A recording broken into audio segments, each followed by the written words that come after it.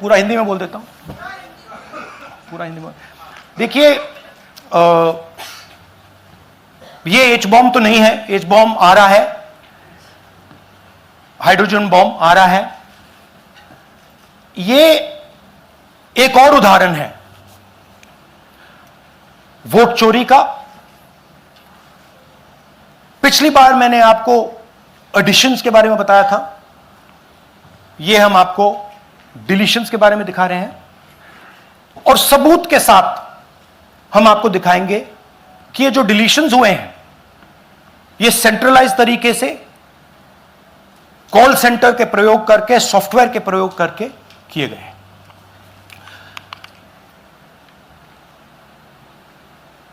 हमारे पास इस प्रेजेंटेशन में जो मैंने आपको अभी दिखाया 100% सबूत है, प्रूफ है कि ज्ञानेश कुमार जी हिंदुस्तान के चीफ इलेक्शन कमिश्नर वोट चोरों की रक्षा कर रहे हैं और यह मैं आपको अभी दिखाने जा रहा हूं।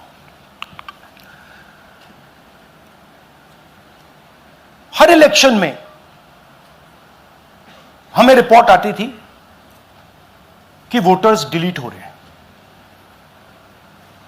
कांग्रेस वोटर्स डिलीट हो रहे हैं, ऑपोजिशन के वोटर्स डिलीट हो रहे हैं, दलित वोटर्स डिलीट हो रहे हैं, आदिवासी हो रहे हैं, माइनॉरिटी वोटर्स डिलीट हो रहे हैं, ओबीसी वोटर्स डिलीट हो रहे हैं। मगर जब डिलीट होते हैं ऑपोजिशन के ही होते हैं। कर्नाटक में आलंद कंस्टिट्यूएंसी है, यहां पे चोरी पकड़ ली, कोइंसिडेंस से पकड़ी। वहां की जो बीएलओ थी उसने देखा कि उसके रिश्तेदार को डिलीट कर दिया गया था। जैसे चोरी पकड़ी जाती है, कोई छोटी सी गलती हो जाती है, हाथ आ जाती है। अलंद में 6018 वोटर्स डिलीट हुए, उसमें से इनकी रिश्तेदार थे। उन्होंने पता लगाया कि मेरे रिश्तेदार को डिलीट किसने किया। पता लगा कि पड़ोसी ने रिश्तेदार को डिलीट किया। बीएलओ ने जाके पड़ोसी से पूछा कि भाई आपने मेरे रिश्तेदार को क्यों डिलीट किया? पड़ोसी ने कहा मैंने तो नहीं किया। बीएलओ सस्पिशियस हो गई, शक पड़ा, उसने प्रोसेस चालू कर दी।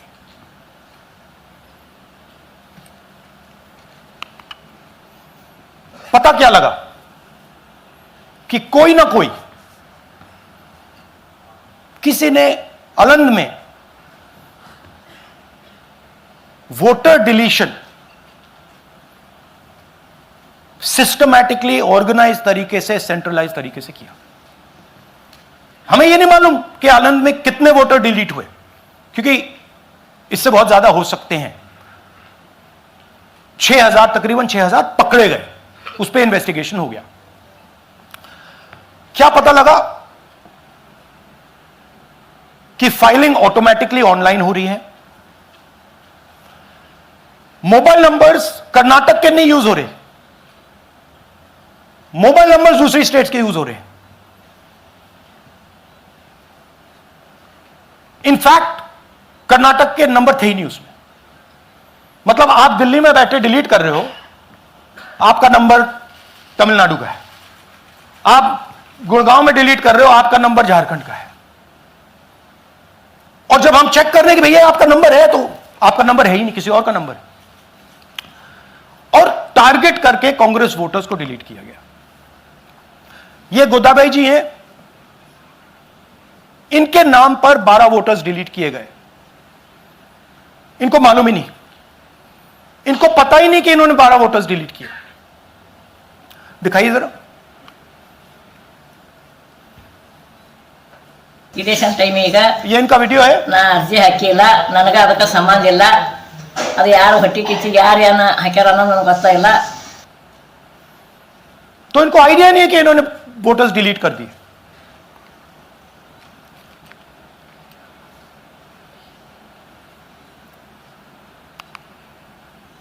ये सारे के सारे जो नंबर्स हैं, ये कर्नाटक के नंबर्स नहीं है, ये अलग अलग स्टेट्स के नंबर्स हैं। और इन नंबर्स को आप फोन करके देखिए, रिप्लाई नहीं आता है।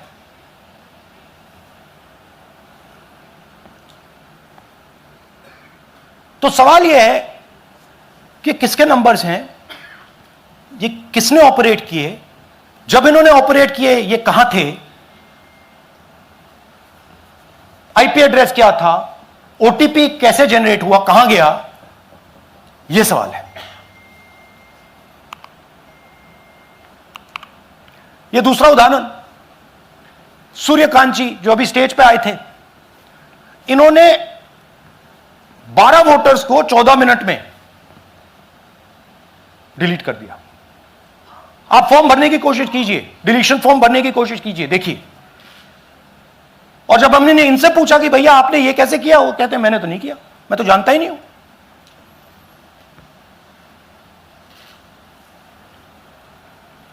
बबीता चौधरी जी का इन्होंने एक नाम डिलीट किया, यहां खड़ी हैं बबीता जी, यहां है, सूर्यकांत जी यहां है, आ जाइए जरा स्टेज पे, एक सेकंड आ जाइए, ये दोनों खड़े हैं यहां पे, सूर्यकांत जी, बबीता जी। इनको मालूम ही नहीं कि इन्होंने डिलीट किया। Thank you. नागराज जी, इन्होंने 2 एप्लीकेशन 36 सेकंड में फाइल कर दी है। और मजे की बात देखिए, ये 4 बजे सुबह उठ के फाइल कर रहे हैं। पता नहीं क्या हुआ, 4 बजे सुबह कहा कि भैया मैं 2 वोटर को डिलीट करूंगा, और कितने 36 सेकंड में डिलीट कर दिए, फिर सो गए।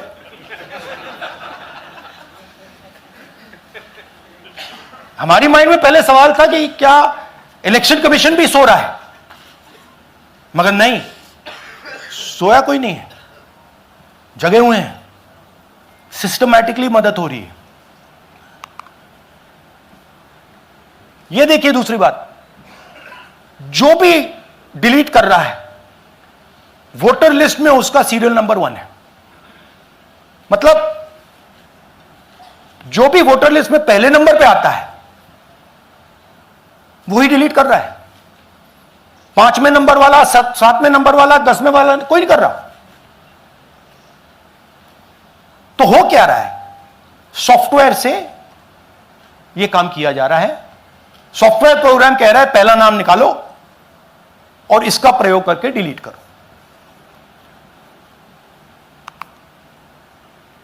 टारगेटेड डिलीशंस हो रहे हैं।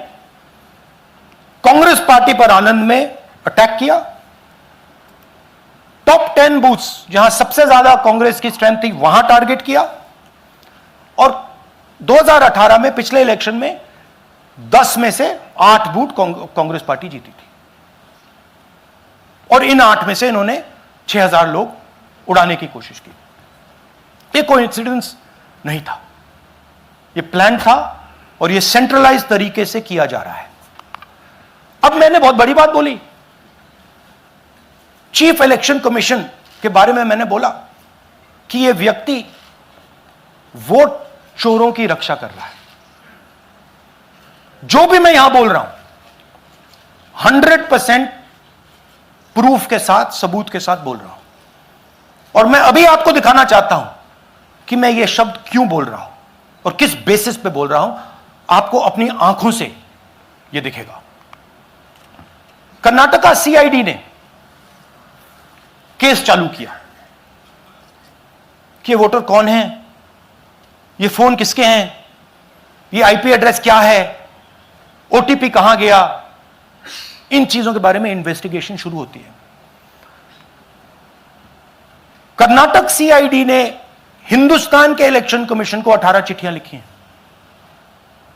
हमें आप ये इंफॉर्मेशन दीजिए, बिल्कुल क्लियर है, डेस्टिनेशन आईपी दीजिए, डिवाइस डेस्टिनेशन पोर्ट दीजिए, ओटीपी ट्रेल दीजिए, फोन नंबर्स दीजिए, फोन नंबर्स के मालिकों के नाम दीजिए।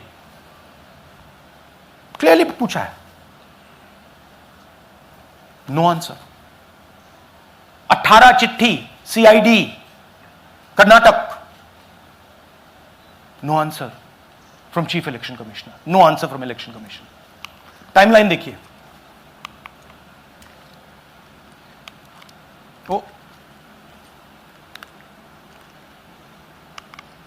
ओके। फरवरी 23 में इन्वेस्टिगेशन शुरू होती है। मार्च 23 में कर्नाटक का सीआईडी चिट्ठी लिखती है ईसीआई को कि हमें सारे डिटेल्स दे दीजिए। अगस्त में इनकंप्लीट डिटेल्स दी जाती हैं, जिससे कोई इन्वेस्टिगेशन आगे नहीं बढ़ेगा। जिन चीजों की जरूरत थी वो नहीं दी, जिसकी जरूरत नहीं थी वो सारी दे दी। पहला सबूत। दूसरा सबूत, 18 बार रिमाइंडर लेटर गए हैं। आपको अगर सीआईडी एक बार लेटर भेज दे और आप नहीं गए, आप जानते हो क्या होगा। यहां पे इलेक्शन कमीशन को 18 बार लेटर गए हैं, कुछ नहीं हुआ है। बाद में क्या होता है, कर्नाटक ईसी इलेक्शन कमीशन को लिखता है, कहता है भैया हमें दे दीजिए, आपको इंफॉर्मेशन देना पड़ेगा। No reply. मार्च 25 में आखिरी लेटर सितंबर में गया है, कुछ ही दिन पहले। No reply from EC. यह है सबूत कि ज्ञानेश कुमार जी वोट चोरों की रक्षा कर रहे हैं, और यह ब्लैक एंड व्हाइट सबूत है, इसमें कोई कंफ्यूजन नहीं है कहीं।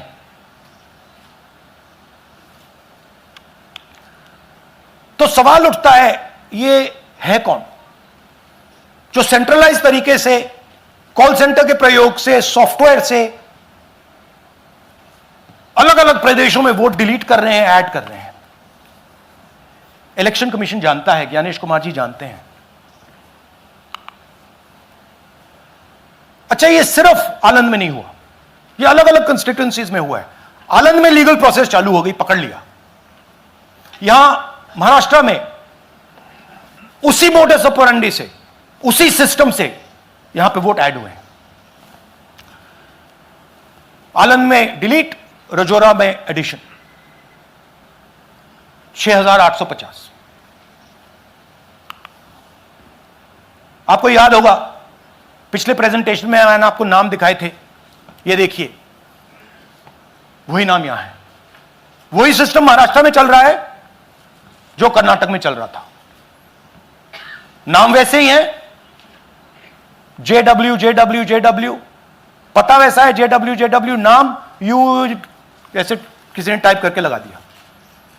तो जो ये काम कर रहा है, ये उत्तर प्रदेश में, हरियाणा में, बिहार में, कर्नाटक में, महाराष्ट्र में वही कर रहा है।